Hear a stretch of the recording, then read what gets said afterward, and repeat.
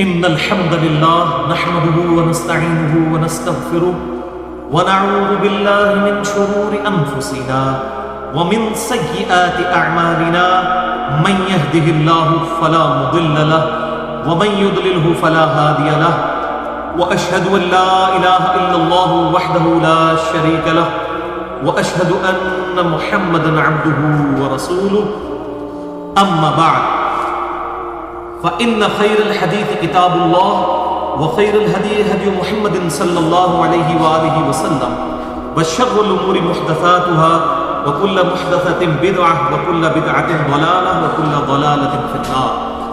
أعوذ بالله السميع العليم من الشيطان الرجيم من همزه ونفخه ونفثه. بسم الله الرحمن الرحيم. رب اشرح لي صدري ويسر لي أمري واحلل عقدة من لساني يفقهوا قولي. بسم الله الرحمن الرحيم. إن الله وملائكته يصلون على النبي يا أيها الذين آمنوا صلوا عليه وسلموا تسليما. اللهم صل على محمد وعلى آل محمد كما صليت على إبراهيم وعلى آل إبراهيم إنك حميد مجيد.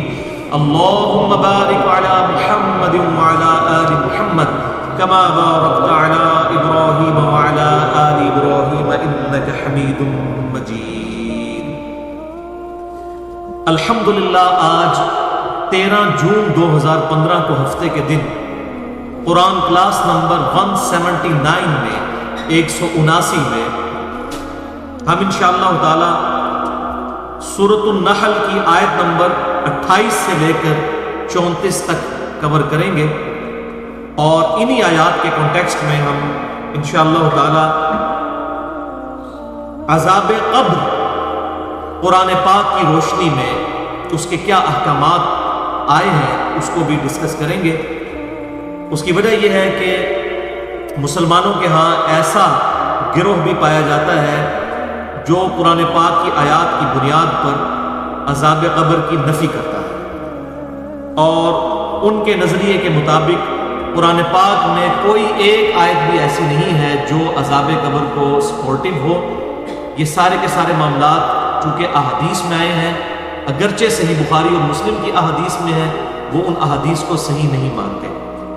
حالانکہ اس سے بھی بڑی دلیل یہ ہے کہ اہل سنت اور اہل تشیع ان کے تمام آف شوٹس کا اس پر اتفاق ہے کہ عذاب قبر پر حق ہے، اور قرآن حکیم میں بھی اس کے دلائل موجود ہیں. انشاءاللہ آج ہم ان کو ڈسکس بھی کریں گے.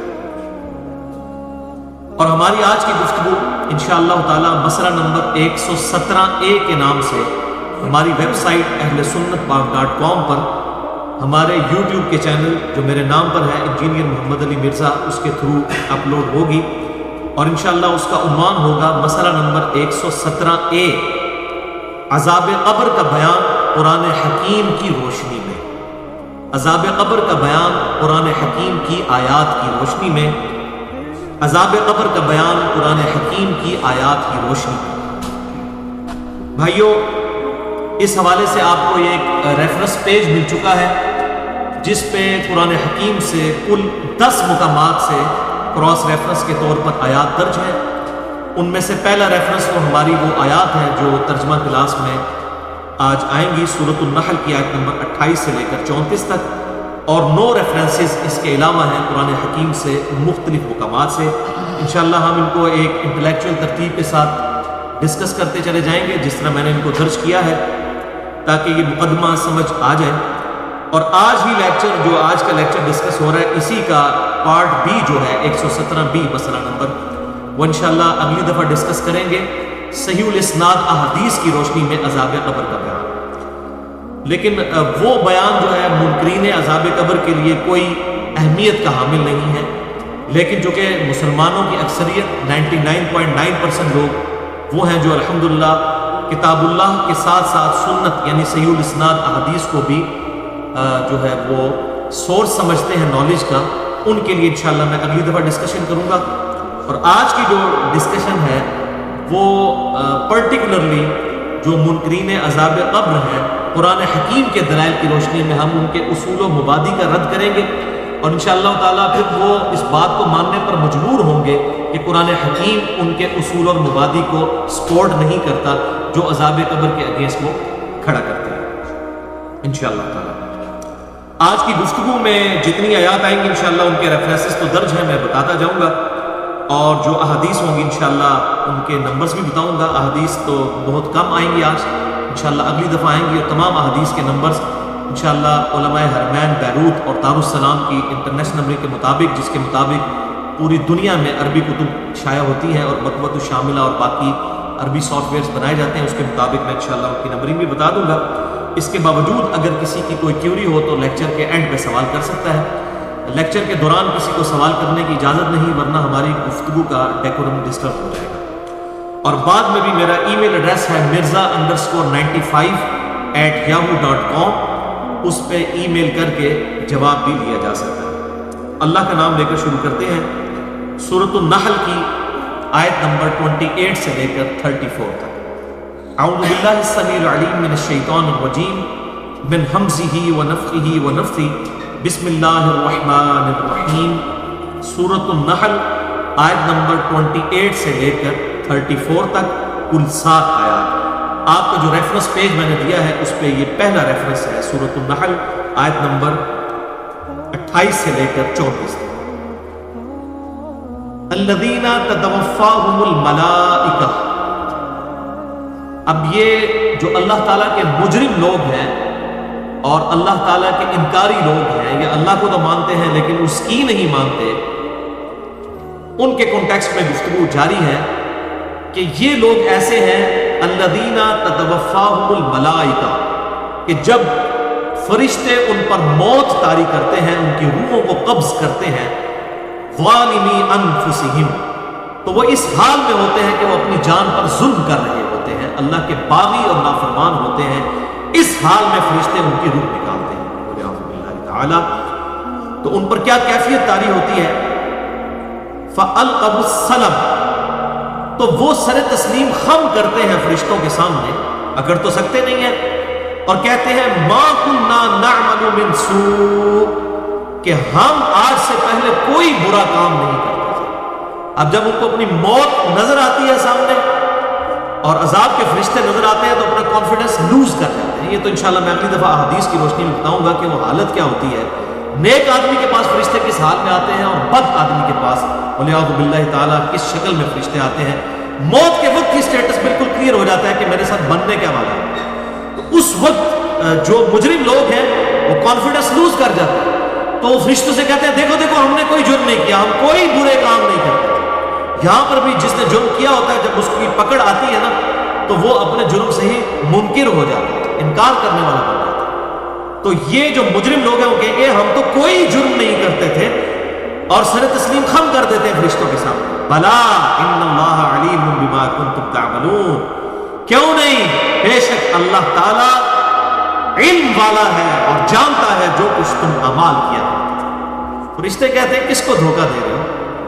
انہ علیم بذات الصدور، وہ اللہ جو کہ سینوں کے چھپے ہوئے رازوں کو بھی جاننے والا ہے، جس نے ٹائنیز ڈیٹیل تک ہر مخلوق کا ڈیٹا اپنے پاس پہلے ہی لوح محفوظ میں لکھ لیا ہے۔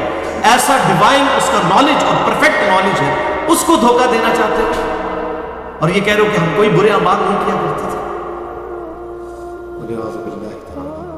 فَادْخُلُوا أَبْوَابَ جَهَنَّمَ خَالِدِينَ فِيهَا، پس داخل ہو جاؤ جہنم میں، ان کے دروازے میں، ان کے دروازے کھول دیے جائیں گے ان کے لیے اور کہا جائے گا داخل ہو جاؤ ان میں اور ہمیشہ ہمیشہ رہو اس میں۔ فَلَبِئْسَ مَثْوَى الْمُتَكَبِّرِينَ، تو کیا ہی برا ٹھکانہ ہے تکبر کرنے والوں کا، حق سے اناد کرنے والوں کا، حق کو جھٹلانے اور ٹھکرانے والوں کا۔ یعنی مرتے ہی نزع کے عالم میں ہی فرشتے کہیں گے آ جاؤ عذاب کی طرف۔ لہذا اصول اور مبادی ٹوٹ گیا منکرین عذاب قبر کا، جو کہتے ہیں کہ آخرت میں عذاب ہوگا۔ یہ تو موت کے وقت کہا جا رہا ہے کہ ویلکم کیا جا رہا ہے اب تمہیں اس عذاب کی طرف۔ باقی ڈیٹیل انشاءاللہ اگلے کراس ریفرنسز میں آئے گی۔ یعنی موت کے وقت ان کو یہ مجدہ سنایا جاتا ہے کہ بچوں کی عمر تیار ہو گئی، گھنٹی لگنی لگی ہے تو کیا ہی برا ٹھکانہ ہے تکبر کرنے والوں کا جو حق سے اناد کیا کرتے تھے۔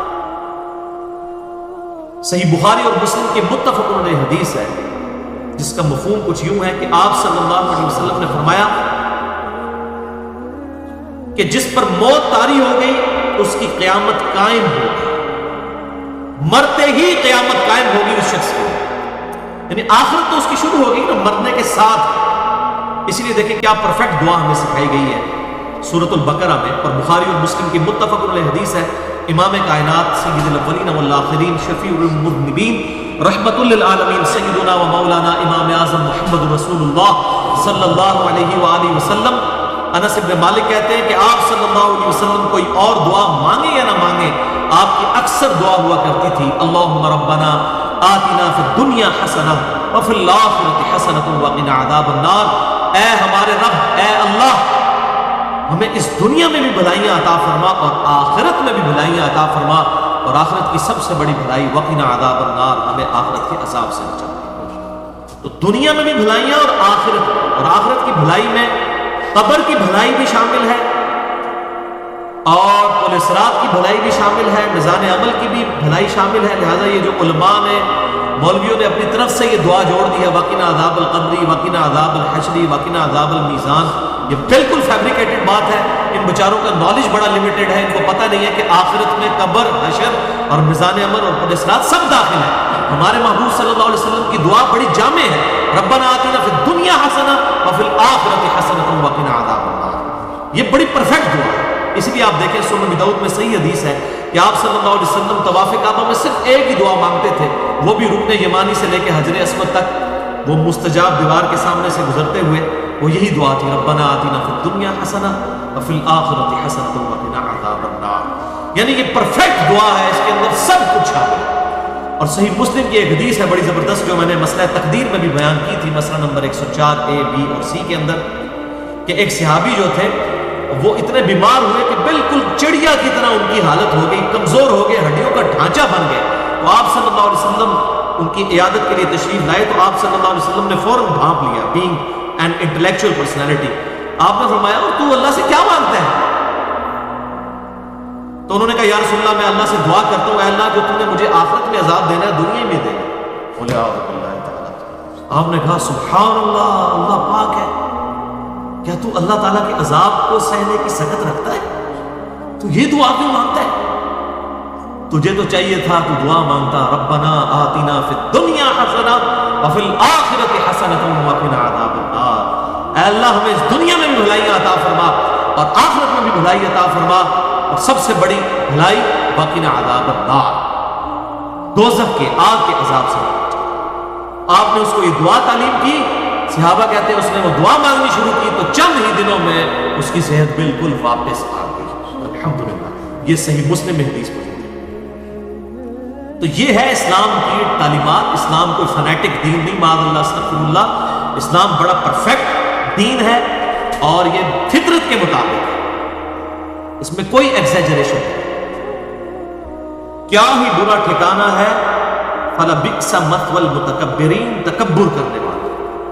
اچھا، اس تکبر کی صحیح ڈیفینیشن جو ہے وہ صحیح مسلم کی اس حدیث میں ہے، انٹرنیشنل نمبر کے مطابق کتاب الایمان چیپٹر میں 265 نمبر حدیث ہے، آپ صلی اللہ علیہ وسلم نے ارشاد فرمایا جس کے دل میں رائی کے دانے کے برابر بھی تکبر ہوا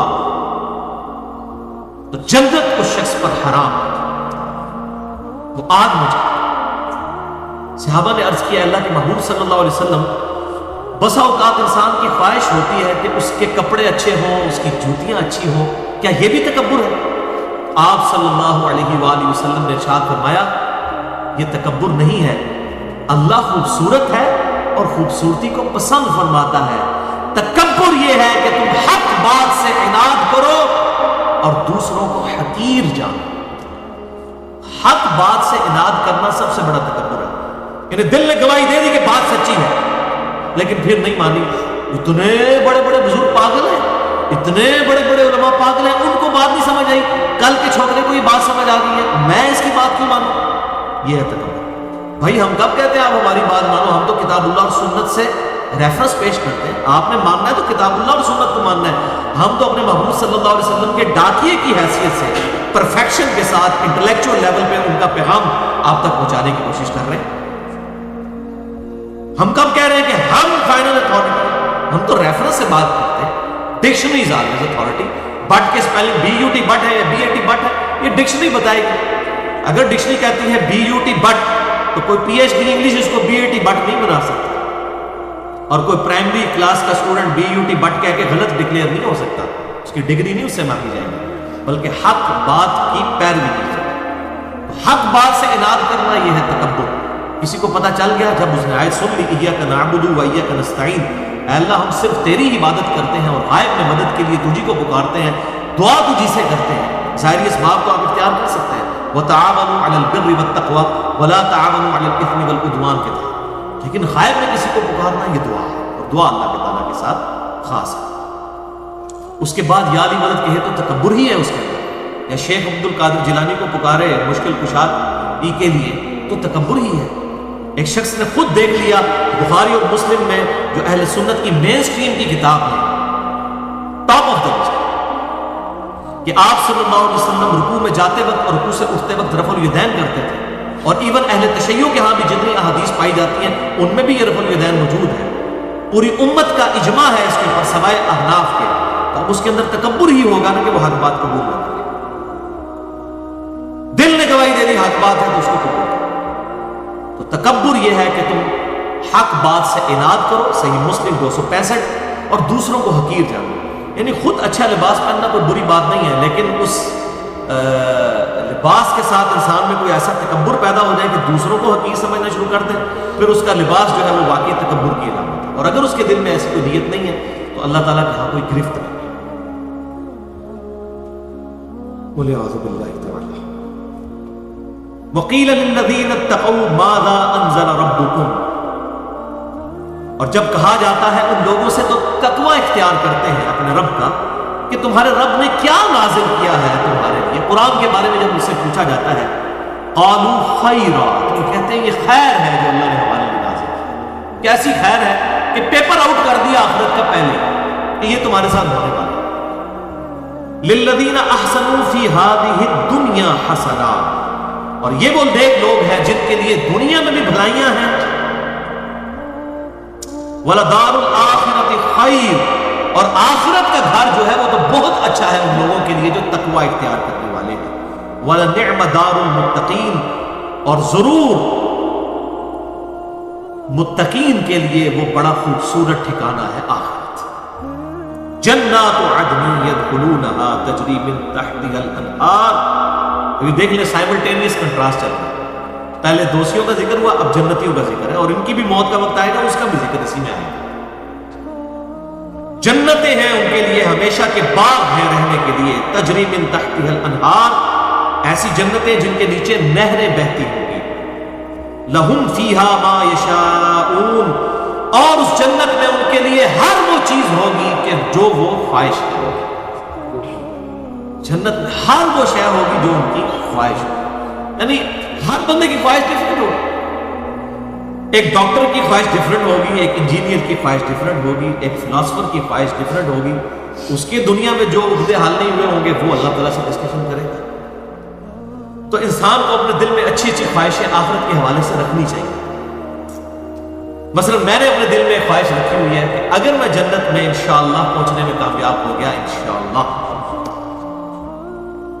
تو میں اللہ تعالیٰ سے یہ ریکویسٹ کروں گا کہ مجھے اپنے پروفٹ صلی اللہ علیہ وسلم کی پوری زندگی کی ویڈیو دکھائی جائے، آپ کی پیدائش سے لے کر آپ کی وفات. یعنی میری خواہش ہے، اللہ تعالیٰ اس خواہش کو پوری کر سکتا ہے، کوئی مشکل نہیں ہے اللہ تعالیٰ. اس سے بڑی بڑی خواہشات. مسئلہ تقدیر اکثر لوگ پوچھتے ہیں، میں نے تو بڑی کوشش کی ہے اس کو سمجھانے کی. 6.5 گھنٹے کی گفتگو ہے. مسئلہ نمبر 103، 104A، 104B، 104C. بہرحال کسی خاص حد تک ہی ہم سمجھا سکے ہیں قرآن و سنت کے ڈیٹے کی روشنی میں. 200 آیات کراس ریفرنس کے طور پر میں نے پیش کی. بہرحال پھر بھی چند چیزیں ایسی ہیں جن کا سولوشن ہمارے پاس نہیں ہے. ہم مسئلہ تقدیر بھی اللہ تعالیٰ سے ڈسکس کر سکتے ہیں، جنت میں پہنچ سکتے ہیں، اور جتنی خواہشات کسی شخص کے لیے ہو سکتی ہیں وہ چیزیں ڈسکس کر سکتا ہے. اللہ تعالیٰ اس کی خواہشات کے مطابق اس کو نوازے.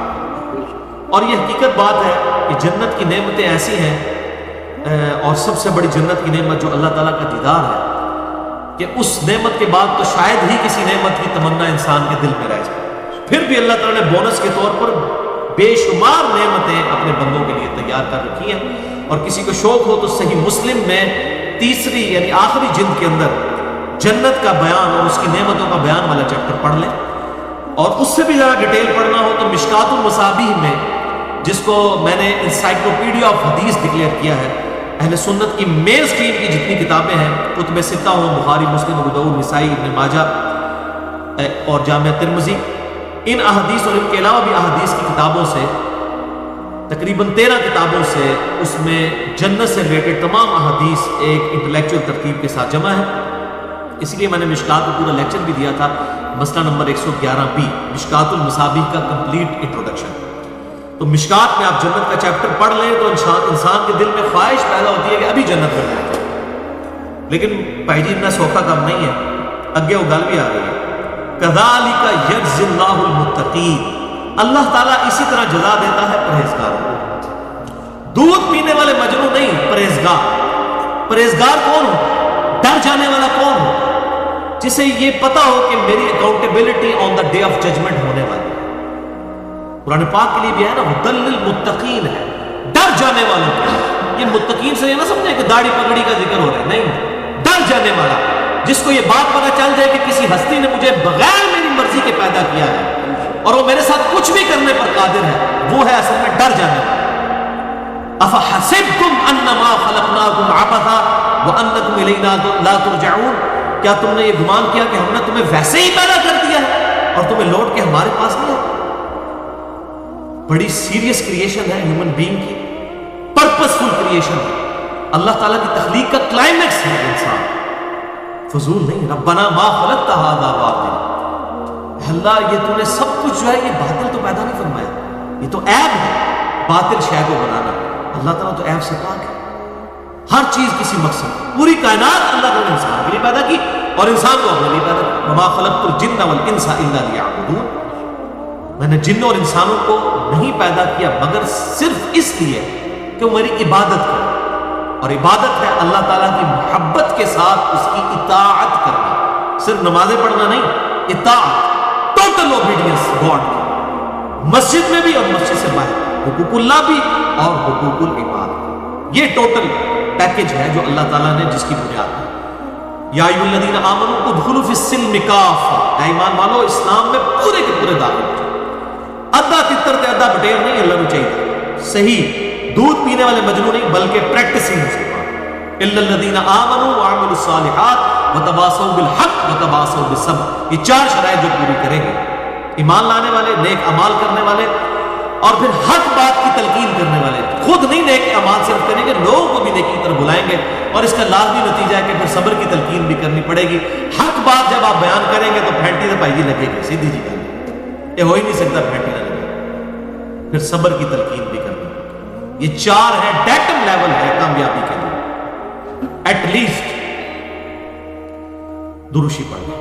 اللہم صلی علی محمد وعلی آل محمد کما صلیت علی ابراہیم وعلی آل ابراہیم انک حمید مجید. اللہم بارک علی محمد وعلی آل محمد کما بارکت علی ابراہیم وعلی آل ابراہیم انک حمید مجید.